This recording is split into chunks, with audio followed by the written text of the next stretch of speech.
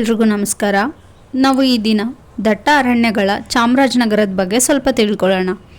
ಚಾಮರಾಜನಗರವು ದಟ್ಟ ಅರಣ್ಯಗಳಿಂದ ಕೂಡಿದ ಜಿಲ್ಲೆಯಾಗಿದ್ದು, ಇದಕ್ಕೆ ಚಾಮರಾಜನಗರ ಅಂತ ಏನಕ್ಕೆ ಹೆಸರು ಬಂತು ಅಂದರೆ, ಚಾಮರಾಜ ಒಡೆಯರು ಇಲ್ಲಿ ಜನಿಸಿದ್ರಿಂದ ಈ ನಗರಕ್ಕೆ ಆ ಹೆಸರು ಬಂದಿದೆ. ಚಾಮರಾಜೇಶ್ವರ ದೇವಾಲಯ ಜಿಲ್ಲೆಯ ಪ್ರಮುಖ ದೇಗುಲಗಳಲ್ಲಿ ಒಂದಾಗಿದೆ. ಈ ದೇವಾಲಯದ ಮಹಾದ್ವಾರ ಪೂರ್ವ ದಿಕ್ಕಿಗಿದ್ದು 5 ಅಂತಸ್ತಿನ ಗೋಪುರ ಇದೆ. ತುದಿಯಲ್ಲಿ 5 ಸುಂದರ ಚಿನ್ನದ ರಂಗಿನ ಕಲಶಗಳಿದ್ದು ಮುಂದೆ ಗರುಡ ಗಂಬವಿದೆ. ದೇವಾಲಯ ಪ್ರವೇಶ ಮಾಡಿದ ತಕ್ಷಣ ಈಶ್ವರನಿಗೆ ಮುಖ ಮಾಡಿರುವ ಬೃಹತ್ ನಂದಿ ಇದೆ. ದೇವಾಲಯದ ಪ್ರಕಾರದಲ್ಲಿ 64 ಪುರಾತನ ಭಕ್ತರ ವಿಗ್ರಹಗಳಿವೆ. ಉತ್ತರದಲ್ಲಿ ಈಶ್ವರ ವಿಗ್ರಹ, ಈಶಾನ್ಯದಲ್ಲಿ ಯೋಗಶಾಲೆ, ಆಗ್ನೇಯದಲ್ಲಿ ಪಾಕಶಾಲೆ ಕೂಡ ಇದೆ. ಇಲ್ಲಿ ವಾಸ್ತುಶಿಲ್ಪವು ಹೊಯ್ಸಳರ ಕಲೆಯನ್ನು ನೆನಪು ಮಾಡುತ್ತೆ. ಈ ಜಿಲ್ಲೆ ಅಂದರೆ ಎಲ್ರಿಗೂ ನೆನಪಾಗೋದು ಬಿಳಿಗಿರಿ ರಂಗನ ಬೆಟ್ಟ. ಇದು ಪೂರ್ವಘಟ್ಟದಲ್ಲಿ ಮಲೈ ಮಹದೇಶ್ವರ ಬೆಟ್ಟ ಶ್ರೇಣಿ ಹಾಗೂ ದಿಂಬಂ ಬೆಟ್ಟ ಶ್ರೇಣಿಗಳ ನಡುವೆ 30 ಮೈಲಿ ದೂರ ಫಲವತ್ತಾದ ಮಣ್ಣು ಮತ್ತು ದಟ್ಟ ಅರಣ್ಯದಿಂದ ಕೂಡಿರುವ ಬೆಟ್ಟ ಇದಾಗಿದೆ.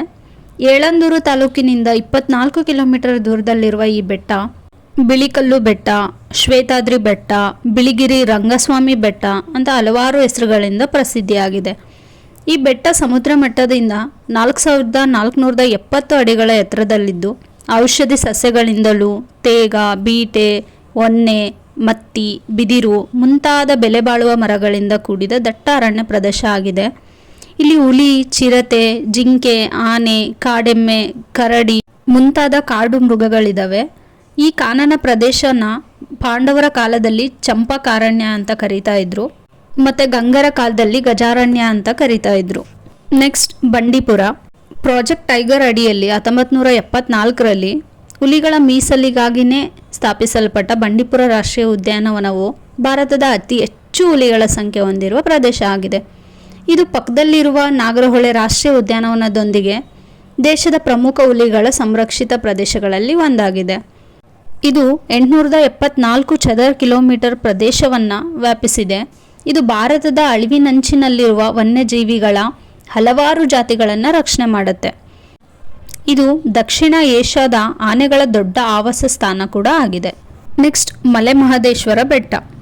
ಇದು ಚಾಮರಾಜನಗರ ಜಿಲ್ಲೆಯ ಹನೂರು ತಾಲೂಕಿನಲ್ಲಿರುವ ಒಂದು ಯಾತ್ರಾ ಸ್ಥಳ. ಇದು ಮೈಸೂರಿನಿಂದ ಸುಮಾರು 150 ಕಿಲೋಮೀಟರ್ ಮತ್ತು ಬೆಂಗಳೂರಿನಿಂದ 210 ಕಿಲೋಮೀಟರ್ ದೂರದಲ್ಲಿದೆ. ಶ್ರೀ ಪುರುಷ ಮಹದೇಶ್ವರನ ಪ್ರಾಚೀನ ಮತ್ತು ಪವಿತ್ರ ದೇವಾಲಯ, ಅತ್ಯಂತ ಜನಪ್ರಿಯ ಶೈವ ಯಾತ್ರಾ ಕೇಂದ್ರ ಮತ್ತು ಅತ್ಯಂತ ಶಕ್ತಿಶಾಲಿ ಶಿವ ದೇವಸ್ಥಾನ ಆಗಿದೆ. ಇದು ಕರ್ನಾಟಕ ಮತ್ತು ತಮಿಳುನಾಡು ರಾಜ್ಯಗಳಿಂದ ಲಕ್ಷಾಂತರ ಯಾತ್ರಿಗಳನ್ನು ಸೆಳೆಯುತ್ತೆ. ಮುಂದಿನ ಸ್ಥಳ ಹಿಮವದ್ ಗೋಪಾಲ ಸ್ವಾಮಿ ಬೆಟ್ಟ. ಈ ಬೆಟ್ಟ ಚಾಮರಾಜನಗರ ಜಿಲ್ಲೆಯ ಗುಂಡ್ಲುಪೇಟೆ ತಾಲೂಕಿನಲ್ಲಿರುವ ಒಂದು ಬೆಟ್ಟ. ಸಮುದ್ರ ಮಟ್ಟದಿಂದ 1450 ಮೀಟರ್ ಎತ್ತರದಲ್ಲಿರುವ ಇದು ವ್ಯಾಪಕವಾದ ಕಾಡಿನ ಮಧ್ಯದಲ್ಲಿದೆ.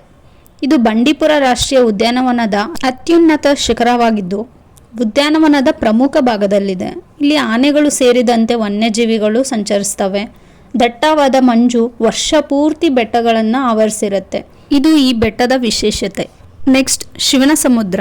ಇದು ಕಾವೇರಿ ನದಿ ತೀರದಲ್ಲಿದೆ. ಇಲ್ಲಿನ ವೈಷ್ಣವ, ಶೈವ ಹಾಗೂ ಶಕ್ತಿ ದೇವತೆಗಳಿಗೆ ಸೋಮೇಶ್ವರ ದೇವಾಲಯ ಬಹಳ ಪ್ರಾಚೀನವಾದ ದೇವಾಲಯ. ಇದರ ಸಮೀಪ ಶಕ್ತಿ ದೇವತೆ ಶಿವನ ಸಮುದ್ರ ಮಾರಮ್ಮ ಬಹಳ ಪ್ರಸಿದ್ಧ ದೇವಾಲಯ. ಭಯ ಭಕ್ತಿಯಿಂದ ಜನರು ಇಲ್ಲಿಗೆ ಬಂದು ಹೊತ್ತ ಹರಕೆಯನ್ನು ತೀರಿಸ್ತಾರೆ. ಕೆಲವೊಂದು ವಿಶೇಷ ಸ್ಥಳಗಳ ಬಗ್ಗೆ ಮಾಹಿತಿ ನೀಡಿದ್ದೀನಿ. ಪ್ಲೀಸ್ ನನ್ನ ಚಾನಲ್ಗೆ ಸಬ್ಸ್ಕ್ರೈಬ್ ಮಾಡಿ, ಲೈಕ್ ಮಾಡಿ, ಕಮೆಂಟ್ ಮಾಡಿ. ಏನಾದರೂ ತಪ್ಪಾಗಿದ್ದರೆ ಅದನ್ನು ಕಮೆಂಟಲ್ಲಿ ತಿಳಿಸಿ. Thank you.